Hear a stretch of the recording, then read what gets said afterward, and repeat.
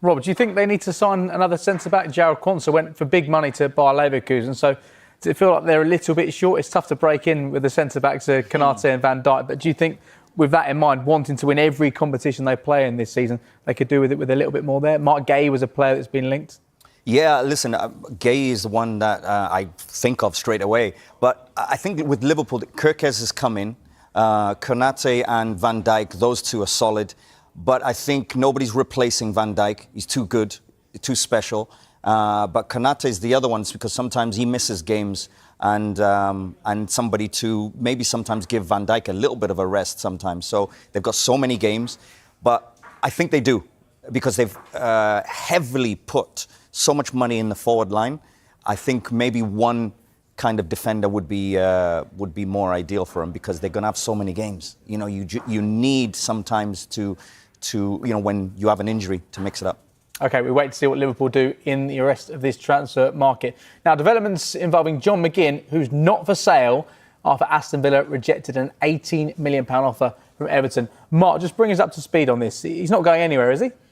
Well, it certainly doesn't look like it. And if you speak to anyone at the top of Aston Villa, they'll say not for sale. Club captain. Absolutely no chance. We don't want to lose him. He's going into the final 2 years of his Aston Villa contract. We know how important he is to Unai Emery and that team. Not just on the pitch, but off the pitch as well. He's an exceptional captain, exceptional leader, and someone that really brings and gels that dressing room together. But you can understand why there is interest in a player of his calibre and quality. David Moyes loves his leadership skills. Loves his experience and, of course, that versatility because he can play in multiple positions as well. So that's why there is that attraction to someone who I guess they maybe felt like they could tease out of Aston Villa. We know that Aston Villa have to be respectful and mindful of FFP and PSR at the moment as well because of their current situation. And maybe there will be one or two clubs that just try and tempt them with an offer. He is 30 years old. Now, he's not got a huge resale value, although we've been saying for years that resale value doesn't exist. Look at Sonny going to LAFC for £20 million at 33. So, you know, if you're the right type of player, you've got the right type of global profile, there is still value there. There's still value there. You know, John McGinn's an interesting one because this is my take on it. Everton have gone in and said, listen, would you take 18 million? I think if they up it, there'll be more of a discussion because he's a quality player, quality leader, fits Everton perfectly.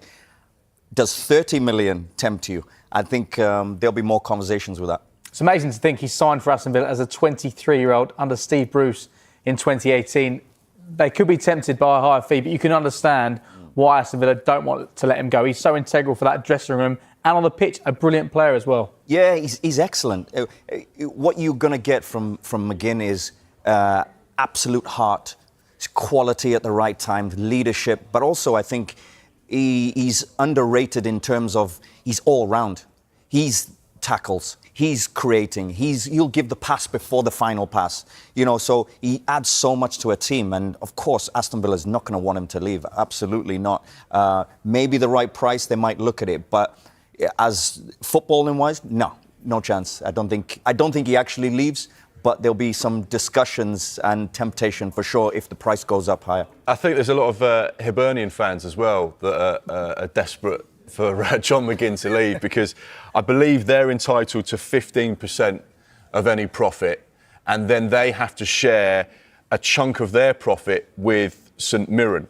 So there's two teams north of the border that are desperately hoping that John McGinn leaves because they're going to be entitled to some money as well from the sell-ons that they've placed within their contracts and their negotiations. So, yeah, every time I talk about John McGinn, Hibs fans message me and say, what's happening, is he going? You know, because obviously for them, that chunk of money could be quite substantial for them to reinvest as well. So, yeah.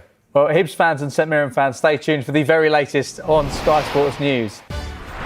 Now, on the way, Bournemouth are active in the market, as are Tottenham, as they look to find a replacement for James Maddison following his ACL injury. We'll discuss that and more in a few minutes' time.